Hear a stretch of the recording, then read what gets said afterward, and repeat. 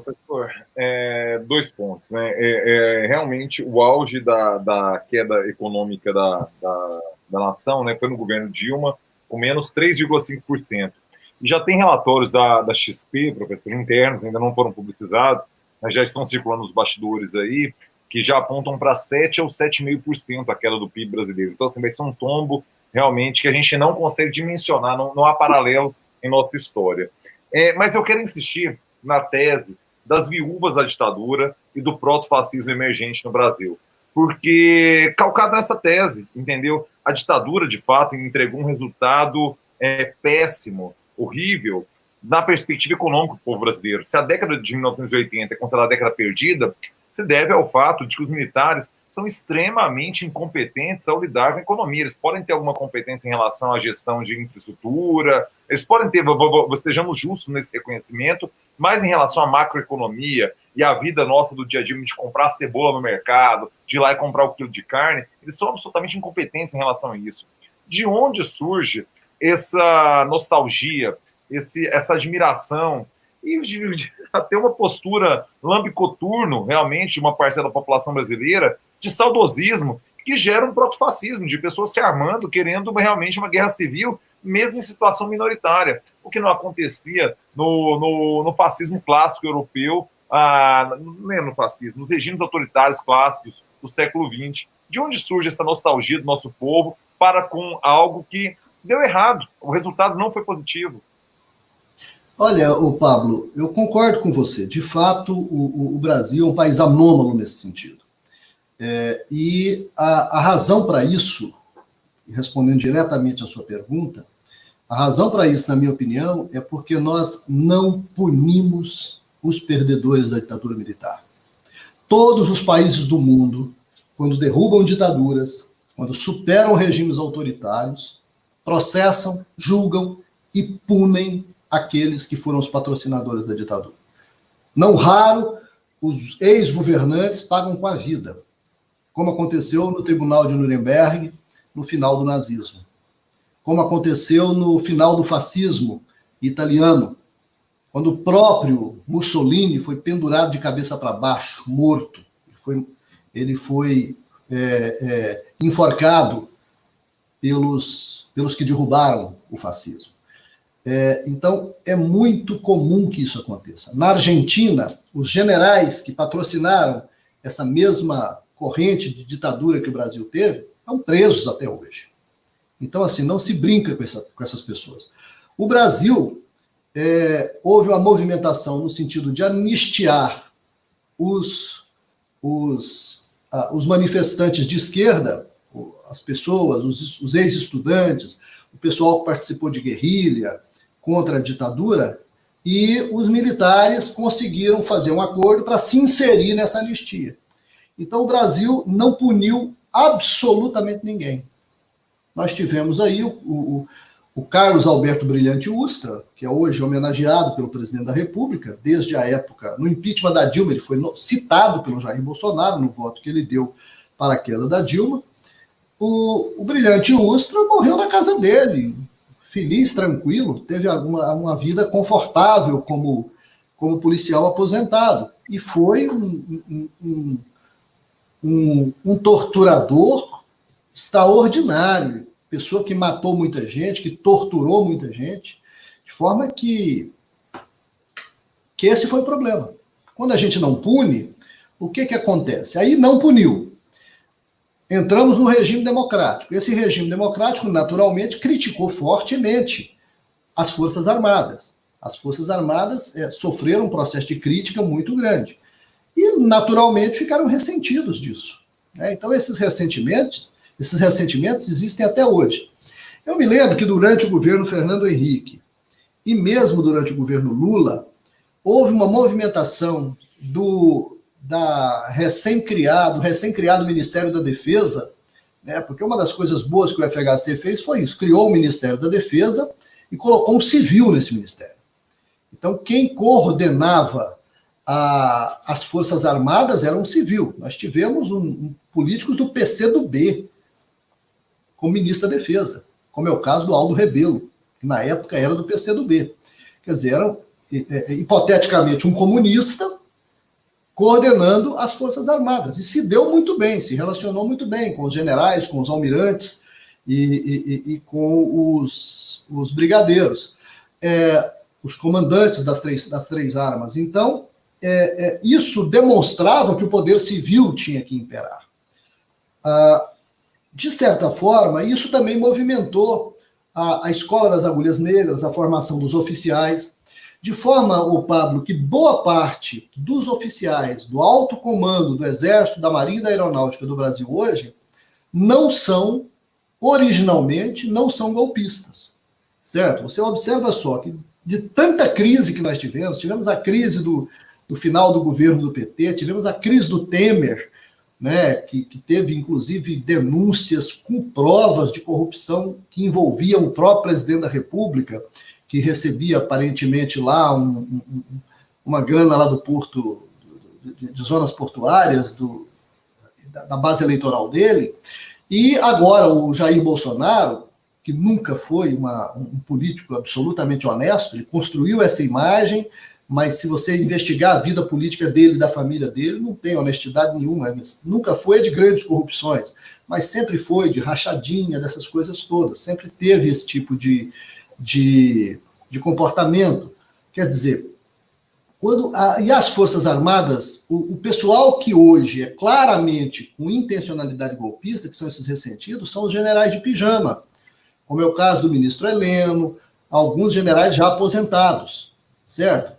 E aí tem uma preocupação com as Forças Armadas, Pablo, que é uma preocupação que eu tenho, é que o Jair Bolsonaro ele tem um apoio muito forte das forças policiais militares, a polícia tradicional, certo? Aquela polícia que na tropa de elite não era a polícia de roupa preta, mas aquela polícia que acabou formando as milícias do Rio de Janeiro. Ele tem um apoio muito forte das forças policiais militares e ele tem um apoio muito grande dos soldados, cabos e sargentos do Exército. Não tanto da Marinha, da Aeronáutica, disso eu não tenho muita informação, mas do Exército eu sei que a base do Exército apoia bastante o Bolsonaro hoje. Ou seja, é improvável, eu acho, nós termos as Forças Armadas entrando no sistema de golpe hoje, mesmo que para apoiar Bolsonaro. Eu acho isso improvável, certo?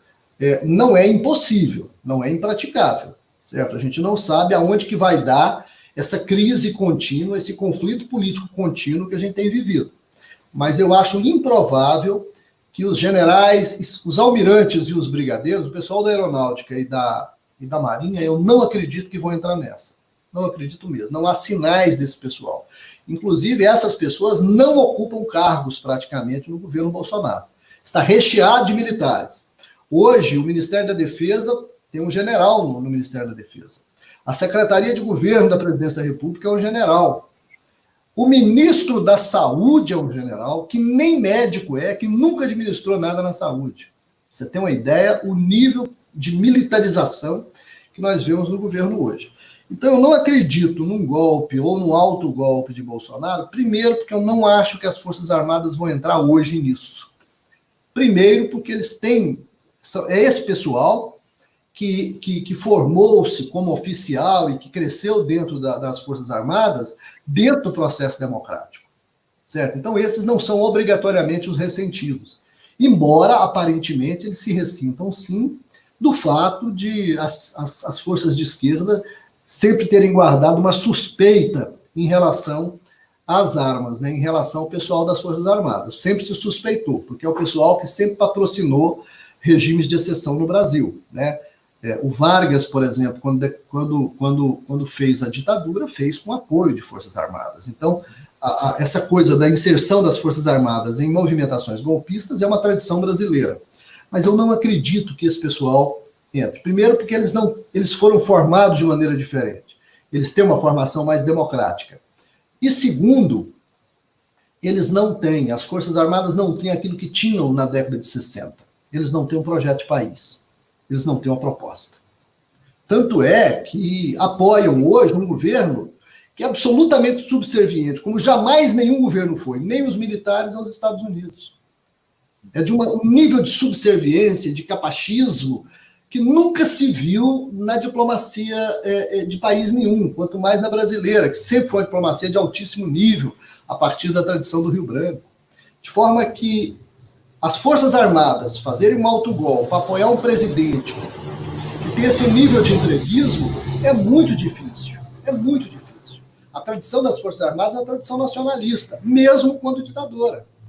Faz parte até da tradição fascista, o nacionalismo.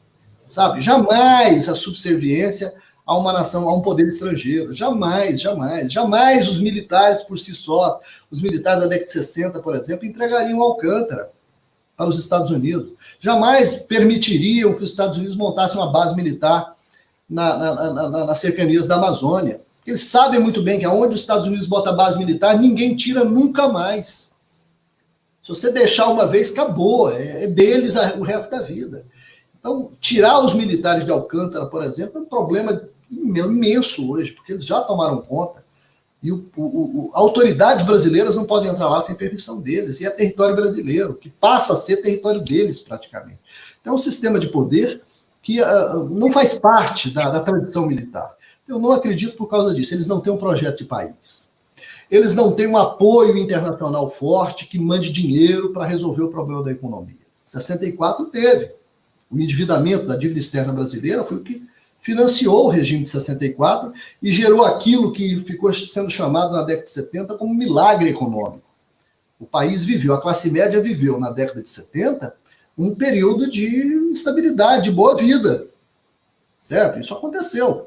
De forma que a grande parte do apoio inicial ao regime militar da década de 70 e uma das razões pelas quais ele ficou muito tempo, né, ele durou longos anos, foi justamente essa coisa do período dos empréstimos internacionais que vieram para o Brasil e que financiaram obras imensas aqui, como Itaipu, como grandes rodovias, toda a malha rodoviária, que acabou destruindo a malha ferroviária. A malha rodoviária brasileira foi construída nessa época. Então, os militares deixaram grandes hidrelétricas, deixaram toda uma infraestrutura, como você disse, bastante poderosa, mas essa regada, financiada por dinheiro de fora, que com a alta dos juros no final dos anos 70 estourou, virou essa inflação brasileira que desorganizou a economia e eles acabaram perdendo o poder. De forma que eu não acho que vá acontecer isso, mas eu me preocupo muito, muito com os oficiais, que hoje são capitães, que são tenentes, que são sargentos do Exército Brasileiro hoje, daqui a 10, 20 anos. Por quê? Porque eles estão sendo alimentados pelo bolsonarismo. Eles estão sendo alimentados pela ideia de que, para resolver o problema do Brasil, só se resolve pela violência. Alimentados pela ideia de que, para resolver o problema do Brasil, você precisa de um grande governante, um governante forte, um governante poderoso, que mate quem for contra. Certo? Alimentados pela ideia de que o civil tem que andar armado. E essa noção de civil armado, evidentemente, o Bolsonaro nem pensa no, por exemplo, o MST armado, o MTST armado. Não são as forças de esquerda, não são os sindicatos da defesa do trabalhador armados defendendo a tiro os seus interesses. Ele está pensando nas milícias. Ele está pensando numa generalização de uma base miliciana que lhe dê apoio eleitoral. Porque as milícias no Rio de Janeiro são um principal exemplo disso. Elas tomaram o poder do tráfico de drogas. O Tropa de Elite mostra isso com muita nitidez, aquele filme, Tropa de Elite 1 e 2. Elas tomaram o poder dos morros do tráfico de droga e escorcham os comerciantes, cobram pedágio para todo mundo dentro dos morros do Rio de Janeiro, se autofinanciam e financiam os políticos. E o Bolsonaro, o Eduardo Cunha, toda a gangue do Eduardo Cunha sempre foi financiada por esse dinheiro. Dinheiro de milícia, dinheiro ilegal. E como a diferença? O tráfico de drogas era uma coisa do crime. As milícias não, as milícias são ancoradas no Estado. São policiais, é a polícia corrupta do Rio de Janeiro. São articulados com o Estado e articulados com políticos. Eles têm bancada. De forma que é extraordinariamente perigoso o caminho que o Brasil está tomando. A curto prazo, eu acho que não tem golpe. Mas a longo prazo, se as instituições brasileiras continuarem no nível de leniência com esses absurdos que tem hoje, eu não duvido que nós venhamos a ter a democracia fracassada nos próximos anos, especialmente quando esse pessoal de hoje, esse pessoal que hoje é tenente, que é capitão, subir a coronel, virar general, ganhar as 4 estrelas e começar a ter o comando das Forças Armadas. Eles vão gerar o comando das Forças Armadas, provavelmente com uma intenção golpista. Eu sei disso porque a história brasileira é assim. Os militares que deram o golpe em 64 foram os mesmos que fizeram a revolta tenentista 20 anos antes. Eles participaram de diversos movimentos golpistas, 20, 30 anos antes no Brasil, e foram sendo construídos com aquela admiração com os Estados Unidos, que o exército brasileiro ficou tomado de uma admiração enorme pelos Estados Unidos, quando eles vivenciaram a experiência da Segunda Guerra Mundial. E isso veio como tradição dentro do exército, até eles conseguirem dar o golpe em 1964. Esse golpe era para ter sido dado 10 anos antes, em cima do Getúlio Vargas, mas o suicídio do Getúlio gerou uma movimentação popular que atrasou que o golpe fosse dado. Então eu me preocupo hoje com os oficiais atuais que estão sendo educados a partir da violência, do discurso de violência e do discurso tradicionalista, conservador, e aparentemente com alguns traços de conservadorismo cristão, mas de um falso cristianismo, porque o cristianismo, em momento nenhum, ele se justifica a legitimação da violência a partir da ética cristã. A ética cristã é a ética pacífica, certo? A ética cristã é a ética de servir a um homem que pregava que quando você levasse um tapa na cara, você virasse a outra face, você perdoar 70 vezes, 7 vezes a pessoa que te ofende, você dá a quem te pede emprestado, é a ética da generosidade, a ética do perdão, a ética da paz. E um homem que foi condenado, um líder que foi condenado, preso injustamente, condenado e morto, sem reagir. Até um discípulo dele, quando sacou de uma espada e cortou a orelha do soldado, Jesus Cristo foi lá, embainha a tua espada, porque quem com ferro fere, com ferro será ferido. Então a ética cristã é uma ética de paz, é uma ética de democracia, uma ética de acordos, é uma ética de respeito à diferença do outro. Então essa tintura cristã que o Bolsonaro pega é simplesmente para cooptar o eleitorado das igrejas evangélicas, das neopentecostais, que não raciocinam uma teologia da paz, mas sim uma teologia da guerra espiritual, da vitória de Jesus sobre Satanás, e aí Satanás é todo mundo que pensa diferente. Mas eu não acredito que haja golpe agora, certo? Eu não acredito que haja golpe agora. Mas a gente tem que esperar a história. Eu também não acreditava, o Pablo, um ano antes que a Dilma cairia. Então a gente comete erros. A gente julga mal a conjuntura. Eu tenho uma tradição psicológica comigo de acreditar na democracia, de acreditar nas pessoas. Mas assim, mas eu não acredito. Eu não acho que ainda há as condições para golpe, não. O Bolsonaro bem que gostaria, ele dá sinais que gostaria, mas ele não tem poder para tanto. E acho que não vai ter. Eu quero endossar essa percepção, professor, que eu compactuo com você, da projeção de carreira dos militares. Isso me preocupa realmente, porque o Bolsonaro é um ídolo para as baixas patentes no Brasil hoje.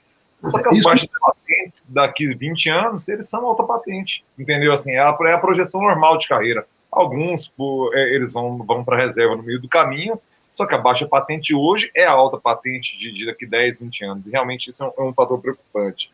Não, eu acho que se a gente conseguir reverter esse processo e retomar um tipo de governo pós-Bolsonaro, seja com queda dele, ou seja até o final do mandato dele, eu gosto da ideia dele ir até o final do mandato, para dizer com toda franqueza. Eu não gosto da ideia... Eu não tinha na época da Dilma e não tenho hoje uma simpatia imediata pela noção de impeachment. Por pior que o Bolsonaro seja, ele foi eleito e a não ser que ele cometa um crime de responsabilidade muito grande, a não ser que ele tente na prática efetivamente dar um golpe, que ele vai lá, pegue, cerque o Congresso e bota para quebrar, a não ser que ele faça isso, eu acho que é preferível que ele vá até o final das eleições para ser testado nas urnas. Nós temos que acreditar na democracia. Mas eu acho que um regime pós-Bolsonaro, seja com queda ou não, com impeachment ou com a queda dele, seja lá como for, ou por nova eleição, quando a gente retoma um processo democrático mais seguro, eu acho que é fundamental interferir nas Forças Armadas, especialmente na educação dos oficiais, para educar as pessoas para a democracia. Eu acho que não só as Forças Armadas, viu, Pablo? Eu acho que eu sou educador, eu sou professor há 30 anos e tenho hoje a convicção de que um dos conteúdos fundamentais que faltou na nossa escola foi esse conteúdo de formação política para a democracia e de aquilo que Ulisses Guimarães chamava com razão, e hoje a gente vê com muita clareza a razão que ele tinha, quando ele promulgou a Constituição de 88, que nós devemos ter nojo da ditadura. Nós devemos ter asco do fascismo. Nós devemos rejeitar completamente os regimes violentos, os regimes que não respeitam a lei. A democracia é um regime extraordinariamente difícil de ser articulado, mas nós não temos uma alternativa melhor. Nós não temos uma alternativa melhor. E é absolutamente fundamental que nós vigiemos pela democracia. Não é à toa que há muito tempo se sabe que a democracia é um regime de eterna vigilância. É preciso que as pessoas que estão, por exemplo, acompanhando essa live, se elas não sabem, que elas saibam que uma democracia não se faz de aço concreto. Ela não é uma coisa que a gente constrói, coloca fundamentos lá e ela fica lá, se sustenta por si própria. Uma democracia não é uma obra de engenharia. Uma democracia é uma obra de construção cotidiana. Uma democracia só se sustenta se ela estiver não só nas estruturas do Estado, mas quando ela faz parte, se ela fizer parte da nossa vivência social. As empresas têm que ser mais democráticas, as famílias têm que ser mais democráticas, as escolas têm que ser democráticas. Essa coisa do ímpeto, por exemplo, pela escola militar, uma escola que a gente coloca o aluno em posição de sentido, o aluno em silêncio dentro de sala, o professor fala, o aluno ouve. Esse tipo de disciplina, ela é nociva para a formação democrática, certo? É muito melhor o aluno livre para criticar, livre para falar, livre para se movimentar, por mais que isso dificulte a nossa vida como professor. Certo? O bom professor não é aquele que rigoroso, aquele que os alunos o temem. O bom professor é aquele que joga pelo sucesso do aluno. E desenvolve uma relação com o aluno que é uma relação profissional. Não precisa ser uma relação de afeto, de amor, de carinho, não. É uma relação profissional. Mas é uma relação profissional marcada pelo respeito e marcada pela liberdade, marcada pelo direito. Faltou a gente ensinar direitos humanos para as pessoas. Como é que pode um país ter gente que pensa que direito humano é direito de bandido? De onde que tiraram essa ideia absurda que direito humano é direito de bandido? A pessoa condenada, ela tem os direitos dela, mas os direitos dela são restritos justamente porque ela foi condenada. E os direitos humanos nunca foram contra isso. Então, aí no Brasil se constrói essa ideia de que direitos humanos é uma coisa... Eu acho até interessante, sabe, Plá? Porque a noção de direitos humanos, que vem lá da Carta das Nações Unidas, né, promulgada em 1948, mas que vem de uma tradição da Revolução Francesa, né, foi Paris, depois da Revolução Francesa, que estabeleceu a primeira Declaração Universal dos Direitos do Homem. Um dos pais fundadores da nação, da Constituição Americana, salvo engano, não sei se foi o Franklin, um dos três que escreveram a Constituição Americana, estiveram em Paris na Declaração dos Direitos Humanos. Então, o direito humano é um conceito liberal. É um conceito liberal. Não é um conceito comunista, socialista.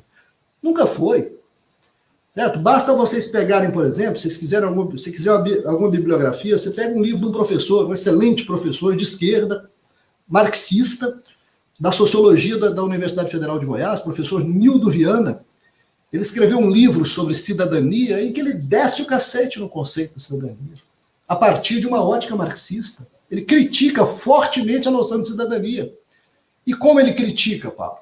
Ele critica dizendo que a cidadania iguala coisas que não são iguais e não permitem que se veja a luta de classes. Essa é a postura marxista. Certo? Então a noção de cidadania, a noção de direitos humanos é uma noção originariamente de direita. É a centro-direita liberal, norte-americana, australiana, francesa, que promulgou e defende até hoje a democracia com direitos humanos, os regimes de liberdade com direitos humanos. A esquerda social-democrata assumiu essa pauta, que é a esquerda pós-marxista. Com o fracasso dos regimes comunistas, porque os regimes comunistas eles propuseram uma proposta de igualdade, mas essa proposta de igualdade culminou num autoritarismo, em ditaduras sanguinárias também. As ditaduras de esquerda não foram melhores do que as ditaduras de direita em nada. Então, assim, por esta razão, muita gente à esquerda, muitos marxistas, inclusive, passaram a defender a democracia. Então, hoje, por exemplo, a maior parte das tendências de esquerda são tendências democratas e dialogam muito bem com as tendências de centro-direita, que são as liberais, democratas também. Aí há uma discordância com relação ao tanto da intervenção do Estado, ao papel do Estado, se o papel do Estado tem que ser forte ou não tem que ser forte naquilo. Há um pressuposto no liberalismo que se o Estado intervir muito, ele tira a liberdade das pessoas, certo? Mas há um pressuposto da esquerda de que se o Estado não intervir, vira selva. E a gente está vendo isso no coronavírus. O Estado precisa se manter presente. O Estado tem que ser forte, mas tem que ser democrático, controlado pela sociedade. De forma que a social-democracia assumiu isso. Agora, no Brasil, direitos humanos é uma pauta exclusiva da esquerda. É como se os esquerdistas eles fossem os únicos capazes de defender civilização, democracia, essas coisas. E a direita fosse o lugar da violência, o lugar da propagação da violência. Quer dizer, o que o bolsonarismo faz de distorção do pensamento político hoje, uma contribuição horrorosa, e a contribuição dessa polarização é nesse sentido. A gente perde a capacidade de dialogar com as pessoas. A pessoa que apoia o Bolsonaro hoje, se você tiver uma única ideia, e eu tenho essa experiência, você falou de mim nas redes sociais, na propaganda que você fez dessa live, né? E eu agradeço a você o elogio desmedido que você me fez. Mas você diz que eu dialogo nas redes sociais, eu tenho dialogado nas redes sociais e tenho achado espantoso. Qualquer discordância que a gente manifeste do bolsonarista, a gente é taxado de comunista, a gente é taxado de petista, comunista, a gente é taxado de esquerdopata. Quer dizer, eu viro comunista porque eu acho que o Bolsonaro faz um mau governo. Eu viro comunista porque eu não gostei de uma frase que o Bolsonaro disse. De forma que, em todas as vezes eu pergunto, mas o que você chama de comunismo? O que vem a ser comunismo para você? A pessoa não faz a menor ideia. A pessoa não faz a menor ideia. A ideia que ele faz é que o comunista é um cara mau, que quer matar as pessoas e que quer roubar. Vê se pode um negócio desse. Né? Você não conhece nenhum comunista rico. Os comunistas, em geral, são pessoas pobres, não roubam coisa nenhuma e acreditam em determinadas coisas que colocam as pessoas na frente do capital, as pessoas na frente do dinheiro. Mas, assim, você percebe? É uma situação de incompatibilidade política que nós precisamos superar. E superando, nós temos que educar a população para a cidadania, para a democracia, e temos que prestar atenção nisso. Não podemos perder a oportunidade histórica de, retomando um governo mais democrata, um governo menos militarista, a gente preste atenção no processo educacional das Forças Armadas também, para formar, porque as Forças Armadas são absolutamente necessárias para a defesa da nação, mas nós não podemos deixar de educar as nossas Forças Armadas para a democracia. E pode fazer isso até imitando os Estados Unidos, que nos Estados Unidos não tem nenhum general, nem que sequer pense, sequer passe pela cabeça dele ele tomar o poder. Nenhum general. Fechar o Congresso Nacional, pegar o exército americano, que é o exército mais poderoso do mundo, O exército americano é o mais poderoso do mundo. O exército brasileiro inteirinho, se brincar, não dá uma, duas divisões do exército americano. É o exército mais poderoso do mundo. É o país que mais gasta com arma no planeta. É os Estados Unidos. São armados até os dentes, com armas nucleares, com tudo quanto é tipo de arma. A indústria de armas americana é uma indústria poderosíssima. E não passa pela cabeça deles dar um golpe nos Estados Unidos para tomar o poder do presidente da República, por pior que o presidente seja. Por pior que ele seja, por mais que ele discorde.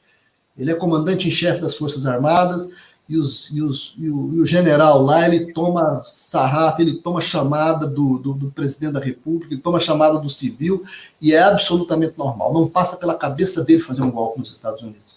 Então, por que isso existe entre nós? Então, é fundamental que a gente se eduque para a democracia e que o país cresça como democracia. Que o país reorganize a economia combalida que vai deixar depois do Bolsonaro, porque o Bolsonaro vai entregar, eu não tenho dúvida disso, o Bolsonaro vai entregar ao poder uma economia desastrada, uma economia estourada. Não só pelo mau governo dele, mas também pelo coronavírus. Uma queda, Pablo, de 7 pontos percentuais no PIB, se acontecer, a gente não recupera isso em menos de 10 anos. É 5 a 10 anos, e olha que se a economia internacional colaborar. Porque a economia internacional também está em crise, e todos os países, é uma coisa interessante, o coronavírus vai suspender a globalização por um tempo, eu acredito. Porque todos os países vão estar voltados para recuperar suas próprias economias. Nós não vamos ter nenhum país jogando dinheiro no outro. Então a gente vai estar cada um voltado para si mesmo, para se reconstruir. Então, se não tiver uma onda de abastança internacional, o país não sai dessa crise em menos de 5, 10 anos. Né? Nós vamos aqui, nós dois, embranquecermos ainda mais os nossos cabelos antes da gente ver o país ficar melhor. Mas é fundamental que isso aconteça de novo dentro do regime democrático. Dentro do regime democrático. E a gente consolida, aí a gente parte para, olha, tá vendo? Desorganizou, perdemos um pouco da democracia, retomamos, reorganizamos. E a democracia vai mostrando cada vez mais a solidez para que ela se torne cultura entre nós. Para que o carinha lá da esquina, o vendedor lá da esquina, ou o carinha do Uber, fala, olha, não podemos abrir mão desse regime de jeito nenhum. Eu não abro mão de votar no meu político de jeito nenhum. Eu quero ser governado por quem eu eleja, por pior que ele seja. Então, assim, a gente elegeu um Bolsonaro, paciência. É possível que a gente tenha que aguentá-lo até o final. Mas eu não sei se a gente vai conseguir fazer isso.